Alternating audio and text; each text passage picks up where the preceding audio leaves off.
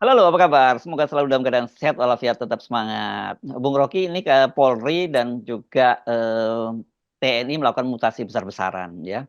Dan yang cukup menarik ini saya kira di TNI ya, karena Pangdam Jaya, kemudian Pangkostrat dan Pangdam Brawijaya itu semua orang lingkar dekatnya Pak Jokowi. Pangkostrat ini dulunya adalah dan grup A ya, jadi lingkar dekat pengawal dekatnya Pak Jokowi. Kemudian Pangdam Jaya itu mantan komandan Pas Pampres, sementara Pangdam Brawijaya itu mantan ajudannya Pak Jokowi. Ini saya bertanya-tanya kenapa ya, meskipun katakanlah Pak Prabowo itu habitatnya Pak Prabowo militer, kenapa Pak di masa transisi kok terjadi perubahan-perubahan jabatan yang sangat penting itu? Apakah pertanyaannya itu juga dikonsultasikan dengan Pak Prabowo atau tidak? Gitu.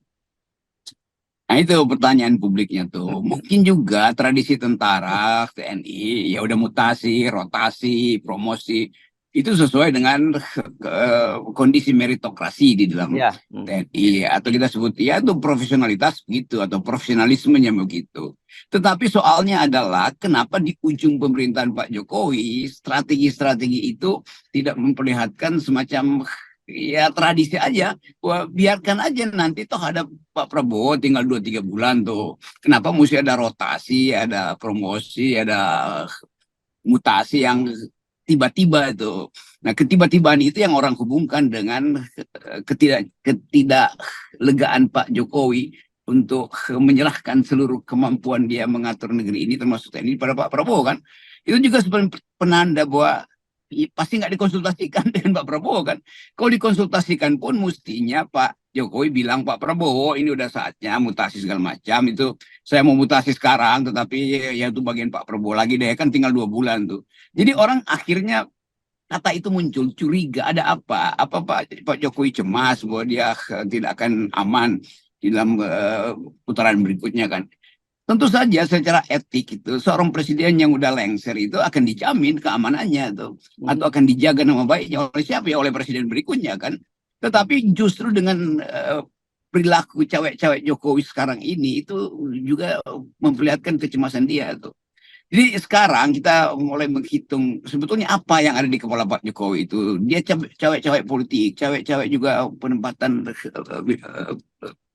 apa namanya nih, all the president man itu. Mhm. Semua adalah orangnya Pak Jokowi dan itu menimbulkan ketegangan psikologis dan bagi Prabowo ya udahlah nggak apa-apa tuh tetapi tradisi di tentara itu bukan begitu. Mhm. Tradisi di tentara adalah biarkan pemimpin atau panglima yang akan datang, panglima tertinggi itu Prabowo yang mengatur itu. Lain Ya. kalau ada kondisi kedaruratan Indonesia bersiap-siap buat perang karena tekanan internasional membuat Indonesia mesti berjaga sekuat-kuatnya tuh nggak ada soal.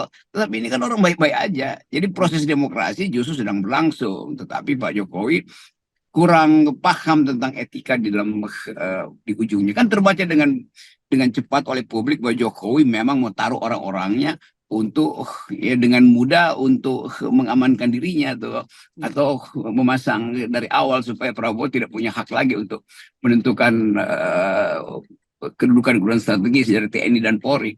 Itu yang saya anggap Pak Jokowi nggak matang sebagai orang yang akan lengser. Ya, ya kan kalau dulu tradisinya, saya tidak tahu sampai sekarang soal seperti itu. Tuh saya kira juga masih seperti itu. Jabatan Pangkostrat, jabatan Pangdam Jaya itu pasti bahkan dulu Jawa Tengah ya, Pangdam Jawa Tengah ya kalau zamannya eranya Pak Harto itu semua itu pasti orang yang di dekat dengan Pak Harto begitu. Dan meskipun saya kira kalau Pak Iya, ini kan tiba-tiba kenapa diputuskan sebelum Pak Prabowo yang menjadi presiden gitu. itu kalau kita lihat tradisi Pak SBY itu selalu taat asas soal profesionalisme itu.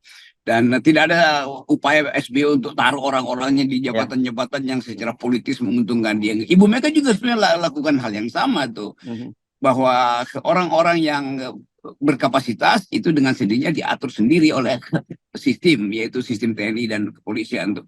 Kalau sekarang terlihat bahwa sistem TNI dan kepolisian itu pengaruh Jokowi kok kuat sekali. Mhm. justru karena di ujung kepemimpinannya dia lakukan rotasi kan, itu intinya kan. Jadi tetap dunia internasional juga akan melihat begitu. Kenapa? Apa ada ketegangan antara Jokowi dan Prabowo sehingga Jokowi mesti tukar orang-orangnya, di separuh diselundupkan ke dalam wilayah yang nanti akan jadi fungsi dari presiden baru? Kan itu pertanyaan yang dengan mudah orang lihat bahwa ternyata ada ketegangan juga, atau ada ketidaklegowoan Pak Jokowi untuk membiarkan atau mengizinkan atau bahkan memuliakan Pak Prabowo sebagai presiden terpilih untuk menentukan dari wilayah-wilayah keamanan. Apalagi Pak Prabowo adalah Menteri Pertahanan di Jokowi, dan tentu lebih paham bagaimana positioning itu kan. Ini juga akan menimbulkan semacam kekakuan bagi Pak Prabowo seandainya Prabowo memerlukan perangkat yang bagi dia ukurannya adalah kebijakan dia. Nah dia susah nanti, masa baru 3 bulan dirotasi lagi, kan itu dasarnya tuh. Ya kan kalau Pak Jokowi ini kenapa orang kemudian curiga kan ketika awal masa jabatannya sampai kemudian terus ketika menjabat dia preferensinya memilih baik di polisi maupun di militer itu yang disebut geng Solo gitu ya, semua orang-orang yang punya hubungan dekat dengan dia ketika dia menjadi wali kota Solo. Belakangan kemudian itu semua adalah orang-orang yang ada di sekitar lingkungan istana, mulai dari Danpam dan Paspampres dan ajudan dan sebagainya. Memang betul orang-orang yang dipilih menjadi Danpas-Pampres, ajudan itu orang pilihan sih, memang betul gitu. Tetapi tetap saja itu kan kalau terlampau semua posisi penting ditempati oleh mereka itu juga menimbulkan pertanyaan kan, banyak juga tentara pinter, polisi pinter yang di luar circle istana gitu. Pertanyaan juga dari internal kan, tetapi tentu polisi maupun tentara taat pada berhak. Tetapi pertanyaan tetap timbul, kenapa ini TNI maupun Polri itu, kenapa Jokowi geng yang dipakai itu? Ya dia punya kapasitas, iya punya kapasitas, tetapi masalahnya Jokowi mengambil orang yang punya kapasitas yang juga adalah all the president man, lingkungan dekat dari Jokowi. Padahal lingkungan Jokowi itu mestinya sudah mulai menjauh supaya pindah lingkungannya Prabowo, kan dasarnya begitu. Jadi tetap secara psikologis juga nggak mengenakan. Mungkin ya pejabat-pejabat perwira yang diangkat sekarang juga merasa ya bagaimana ya, tapi dia tetap mesti menganggap ini panglima tertinggi yang memutuskan. Jadi kelihatannya masalahnya ada pada Jokowi, bukan pada TNI, bukan pada Polri, tapi ada pada watak Jokowi itu. Itu yang memungkinkan kita menilai Jokowi nggak ngerti tentang civilian values itu kan, itu dasarnya.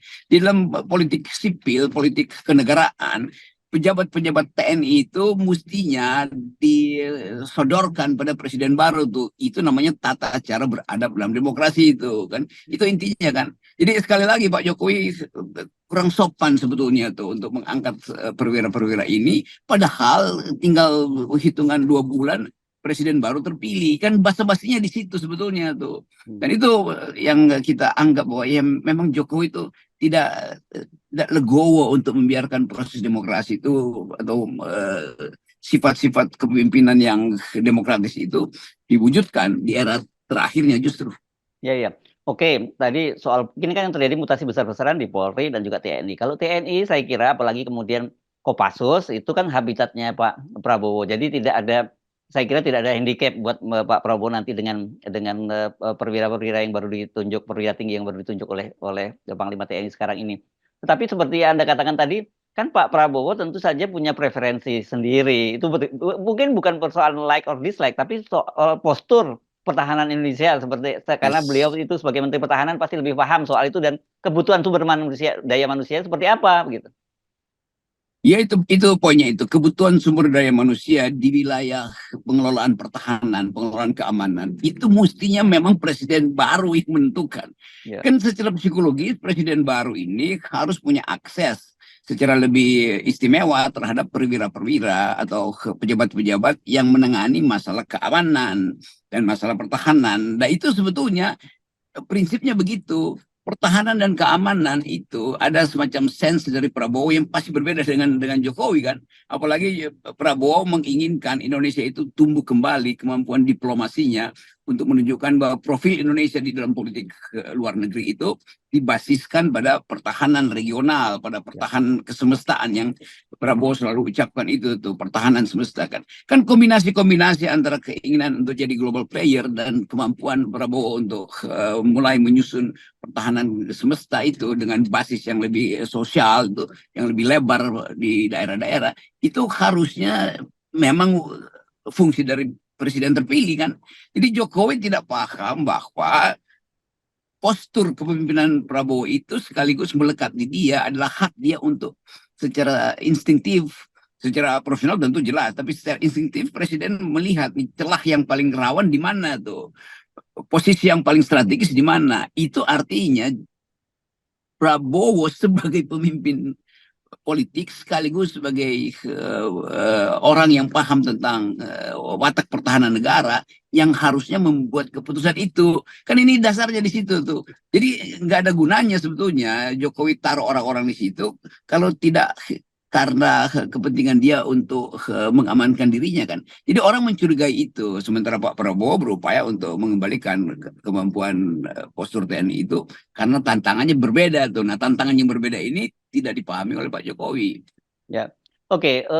Tadi itu satu soal Pak Jokowi mungkin ingin mengamankan kepentingan. Tetapi kan kita juga bisa menafsirkan, kalau gitu diam-diam ada ketegangan dong, atau ada semacam kecurigaan dong dari Pak Jokowi gitu sejak awal. Jadi dia siapkan orang-orangnya dulu begitu. Ya itu kita nggak ingin simpulkan itu, tapi sinyalnya kan begitu kan. Mhm. Kan hanya orang yang tidak aman, yang di ujung masa pemerintahannya itu mencari pengamanan dengan Ya. cara menempatkan orang-orang di situ kan. Tentu nggak bisa kita sebut ini orang Jokowi, itu pasti hasil kreativitas TNI sendiri kan. Tetapi sinyal bahwa Jokowi ada di situ terbaca melalui latar belakang atau track record tadi para perwira ini yang memang adalah bekas pas pampres, bekas ajudan, Mhm. bekas macam-macam gitu kan. Nah itu sinyal pula untuk memperlihatkan Jokowi ingin memanfaatkan tameng-tameng dia itu untuk keamanan dia. Akhirnya atau pada ujungnya analisisnya mesti begitu kan, gak ada cara lain untuk mengerti cewek-cewek Jokowi dalam penempatan perwira-perwira ini kan. Ya, ya Terpaksa ini kita pakai lagi istilah cawe-cawe nih. Dengan segala maaf. ya memang cawe ya mau nggak mau memang itu cawe-cawe karena penjelasannya saya kira jelas seorang panglima TNI segala macam itu dan juga Kapolri pahamlah semacam itu ada fatsun politik atau etika politik semacam itu Ya. di era-era begini, di era masa jabatannya berakhir dan ada presiden yang baru, pasti kan mereka ingin menunggu apa sih maunya komando dari presiden yang baru dan itu kalau sekarang Anda benar tadi kalau Pak Jokowi ternyata ingin menggantikan orang itu karena sesuai dengan, apa yang diinginkan oleh Pak Prabowo, betapa sulitnya, hanya 1, 2 bulan nggak mungkin diganti gitu, pasti menunggu setengah tahun dulu atau 1 tahun dulu dan itu mimpi bayangan Pak Prabowo tentang bagaimana postur pertahanan kita jadi nggak segera terwujud gitu. Ini yang kita sebut sebagai intrik Mataraman itu, ya, bukan Ya, ya. Mataraman, Mataram sindrom itu. Jadi di dalam politik Mataram itu, raja itu selalu berupaya untuk tanam pengaruhnya itu, ketika bahkan dia udah berpikir dia tidak mampu lagi itu kan. Jadi kelihatannya ini politik Mataram ini dalam pengertian akademis ya, karena kalau kita bukan Mataram sebagai kerajaan yang apa namanya sumber awal kekuasaan Jawa, tapi politik Mataram ini kan udah jadi semacam istilah akademis itu Ya. yang dulu dibicarakan oleh Ben Anderson, pengamat terbaik Indonesia, Sumar Said, segala macam yang dulu kita pelajari ketika mahasiswa tingkat 1. Kita ingat lagi bahwa Jokowi mempraktekkan Mataram Syndrome itu, yaitu kecemasan karena itu backup. Padahal sebetulnya pulungnya udah nggak di situ kan. Jadi posisi-posisi Jokowi dia nggak percaya lagi bahwa ada pulung dalam pengertian metafisika politik Jawa. Dia nggak percaya lagi bahwa pulungnya masih ada di situ, atau dia menganggap pulungnya itu mesti dipertahankan dengan pasang orang-orangnya sendiri di situ kan. Padahal demokrasi udah mengatakan bahwa tradisi begitu ada presiden terpilih, maka seluruh kebijakan presiden sebelumnya itu diserahkan pada presiden terpilih. Kan itu dasarnya begitu kan. Ya. Mau dia 2 bulan, kayak 3 bulan, kan etikanya begitu. Jadi Pak Jokowi mestinya tahu etikanya bahwa dia sudah lame duck, jangan ambil kebijakan strategis. Nah, penempatan orang-orang perwira ini itu adalah kebijakan strategis yang seharusnya milik dari Pak Prabowo. Jadi kelihatannya Pak Jokowi memang buta huruf terhadap etika politik demokratis. Yes, Saya oke. pakai istilah itu ya dalam Ya. pengertian akademis, buta huruf, artinya Ya, nggak ya. paham. Ya, ini untung presiden yang terpilih itu adalah Pak Prabowo yang latar belakangnya militer dan dia juga dari Kopassus. Kalau kemudian kemarin kita bisa bayangkan kalau presiden yang tersipil katakanlah begitu, kan itu bisa jadi persoalan yang tidak jadi kontraproduktif ya, muncul ketegangan antara presiden dengan TNI gitu. Ya itu Karena itu kita bilang dalilnya nggak boleh begitu. Ya, Ya itu uraian yang bagus tadi harus. Seandainya dia seorang sipil, itu artinya presiden sipil itu akan ditawan oleh presiden sebelumnya melalui ya, kapasitas dia penempatan militer-militer di dalam struktur presiden baru kan. ya. Jadi ya untung aja Pak Prabowo juga seorang militer dan penghormatan dari TNI pada Pak Prabowo itu tentu akan ya akan kembali pulih lah. Tetapi dari segi aturan bernegara ya Jokowi udah merusak lagi sistem Iya, iya, penghormatan itu kan. iya, iya. Oke, tambah satu lagi daftar ya, Bung Rocky. Catatan buruk tentang Presiden Jokowi di masa akhir jabatannya. Melengkapi apa yang Anda sampaikan di Tempo. Iya, oke silakan Iya. ikuti bocor halus. Kalau di FNN bocor beneran. Oke, thank you. Kita nolkan Bung Rocky Ya, ya. Yes, saya oke.